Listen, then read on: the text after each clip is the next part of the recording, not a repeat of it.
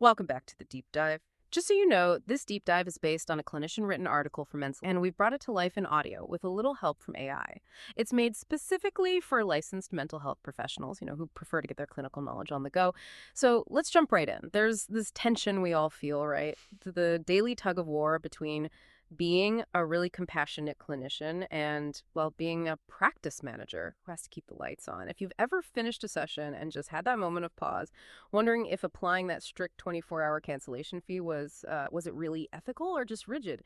You are definitely not alone. The gray areas of ethics, they show up so quietly, often in those little administrative moments that feel procedural but actually carry a ton of relational weight. Oh, that tension is the heart of it, isn't it? Especially in private practice. When we talk about ethics in counseling, we're really talking about the standards and principles that protect our clients and that honor their autonomy and just keep our practice grounded in integrity.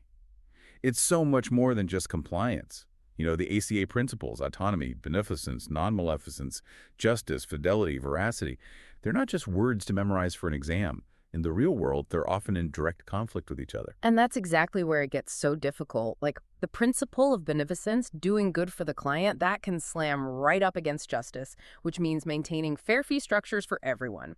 We tend to treat ethics like this huge, abstract thing, but today we're unpacking one specific area, an area that I think a lot of us misunderstand as just a one-and-done administrative chore, and that's informed consent. We really need to reframe this.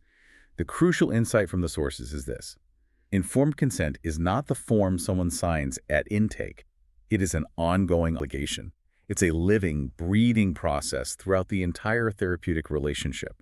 It's the tool that allows our clients to engage freely and really knowingly at every single stage of their treatment. That distinction is everything, moving from a form to a process. That seems to be the real difference between just, protecting ourselves legally versus truly engaging ethically. But what does that ongoing part actually look like in practice when our schedules are already just packed? Well, it means we revisit consent whenever methods or goals change. But critically, and this is the key point, we have to revisit it when our policies are applied in ways that are unexpected, or even when they're just misunderstood in how they apply both ways. Therapy is dynamic. Consent has to be too. Okay, this is where the rubber meets the road. Let's use that powerful example from the source material about the cancellation policy. We should walk through it because I guarantee every single clinician listening has experienced some version of this. Exactly. So picture this. It's a really common situation. The client signs the intake paperwork, acknowledges the 24-hour cancellation fee, all good. Weeks later, the therapist has a family emergency. They had to cancel their 3:00 p.m. session at 2:30 p.m. Now, obviously, the client doesn't charge the therapist a fee, but then a month later, the client cancels. A huge conflict comes of it work. They cancel 23 hours and 50 minutes before the session, and the therapist enforces the standard fee. And now the client feels, well, penalized, maybe even a little bit exploited, because they offered grace when the therapist broke the policy, but they didn't get that same grace in return. Precisely. The ethical dilemma isn't just about fairness, though of course relational integrity is a huge part of it. The real issue here touches on veracity, truthfulness, and fidelity, which is honoring commitments. When the therapist cancels last minute, they kind of challenge that fidelity principle and the power dynamic shifts. A truly informed consent process needs to include a transparent talk about how policies apply in both directions. What's a justifiable exception?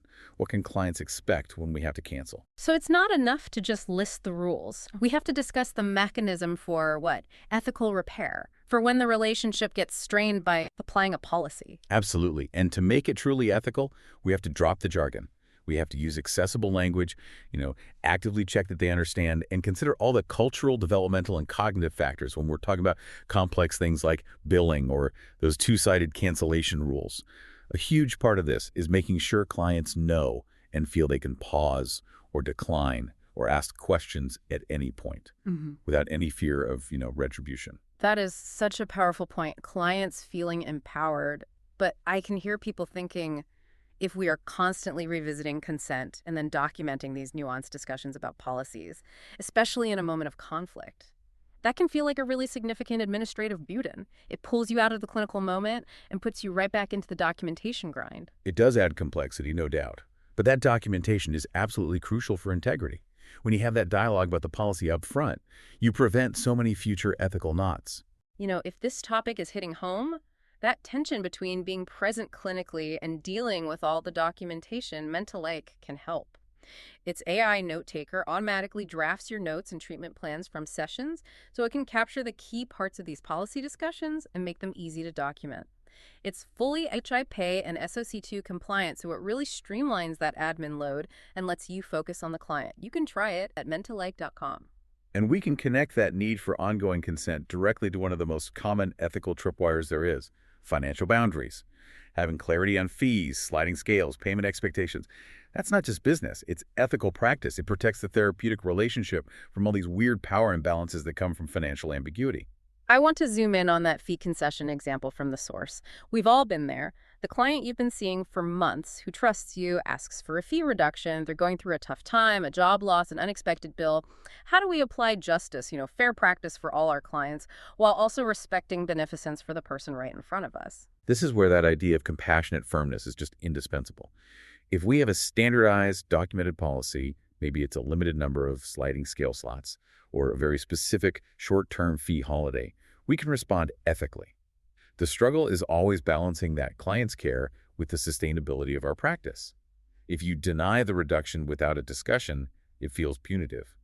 But if you grant it arbitrarily, you can undermine the professional relationship and maybe even start to feel exploited yourself. But what if, practically, our documented policy is no fee concessions after intake? Do we just, I don't know, quote the contract back at them? No, we don't just quote the contract. We revisit that initial informed consent, but with compassion. We explain why the fee structure is necessary for the integrity and fairness of the practice, and then we ethically refer them to resources that might be more financially accessible. The ethical move is to explain that while the policy is firm, the relationship is strong, and we want to help them find support that's sustainable. And documenting that conversation and your rationale is key to showing ethical consistency across all your clients. Okay, so moving from financial clarity to relational clarity. Informed consent is also the baseline for managing expectations around dual relationships, right? Which for clinicians in small towns or really specialized fields, sometimes they're just unavoidable. That's so true. And the source material reminds us that dual relationships where you're engaging with a client in more than one role, they just significantly increase the risk of harm or bias, even when they're not automatically unethical. The risk isn't just about the big, obvious things like sexual or financial exploitation. It's about compromising our clinical objectivity. Can you give us an example, an unavoidable one, and how informed consent helps you manage it ethically? Sure. Let's take the scenario where you realize your new client is the parent of your child's soccer teammate. You're going to see them at weekend games. It's an unavoidable boundary crossing. You can't just ethically drop the client because of that. The ethical practice here is to assess the potential impact. If you decide to continue, you have to document your rationale. Why you believe the relationship can be managed, what specific steps you'll take, like agreeing not to discuss therapy outside the office, keeping social interactions minimal, and, crucially, that you've consulted with a supervisor. So the goal isn't always avoidance, because sometimes that's impossible. It's about robust risk mitigation and transparency. And the burden is really on the clinician to document the integrity of that decision. Exactly. When you're faced with an ethical boundary crossing, the golden rule is always consult, consult, consult. The documentation should show not just what happened, but why you chose that course of action. It demonstrates that you're continuously engaging with the ethical code and making sure the client stays aware of the potential complexities. That need for consultation and self-awareness, it really speaks to the next pillar, right? Competence and scope of practice. Ethical practice demands a kind of professional humility. I've heard it called ethical gatekeeping. Competence is not a static state. It's not a certificate you get and then you're done. It requires this continuous assessment of our own limits. The principle of non-maleficence demands we do no harm, and practicing outside our scope of training is a direct risk of harm. Just think about a therapist with general experience who tries to treat a client with complex PTSD and significant dissociative symptoms, but without specialized trauma training. Yeah, that impulse to help can so easily override the ethical need to refer. The therapist might rationalize it, right? I'm the only person this client trusts, or I can learn as I go. And that's a huge clinical and ethical risk. Ethical practice means having the humility to recognize when a client's needs go beyond our current scope and then initiating a competent referral. It is a sign of clinical strength, not weakness, to refer out. Our documentation should reflect not just our training, but our ongoing commitment to professional growth and maintaining that ethical gatekeeping of our own practice. And this commitment to self-reflection really links back to the power dynamics in the relationship, especially when it comes to self-disclosure. Right. The source reminds us that any self-disclosure has to be in service of the client's growth. Not the therapists need to, share the stage. But in a really high emotion session, it can be hard to judge your intent in the moment. It is very difficult. Let's expand on that grief example. Say a client is grieving and the therapist shares a brief, clinically relevant story about a similar loss. That can deepen the connection. But if in the next session the client asks, I know you were struggling with that too, how are you doing today? That signals a clear boundary blurring. The client is now taking care of the therapist. The relationship has subtly flipped. It's become mutual instead of therapeutic. Precisely. And the therapist has to, right then, gently recenter the conversation, acknowledge the client's care, but firmly redirect the focus back to their experience. The ethical response is always to monitor how our disclosures land and how they affect the power balance, making sure we are holding the container for the client, not sharing the spotlight with them. And ultimately, all of these ongoing ethical decisions should be striving for something called positive ethics. Okay, let's slow down there. We often think about ethics purely in terms of avoiding lawsuits or board complaints, a defensive posture. What's the difference between that and positive ethics? Defensive practice is really motivated by a fear of liability, and it can lead clinicians to avoid high-risk clients, maintain overly rigid rules, or over-document in a way that actually kills clinical spontaneity and warmth. Positive ethics, on the other hand, is the mindset that focuses on doing the most good, on maximizing beneficence, promoting client care, and actively supporting their growth and well-being. That's a huge reframing, shifting from how do I avoid getting sued to how do I practice with the highest level of integrity and efficacy. And the latter takes both courage and caution. For example, a defensive practitioner might avoid clients with suicidal ideation, even if they have the training, just out of fear of a documentation mistake. But a practitioner motivated by positive ethics will apply their crisis training and ensure they have stellar consultation and meticulous documentation precisely because that client needs highly competent care.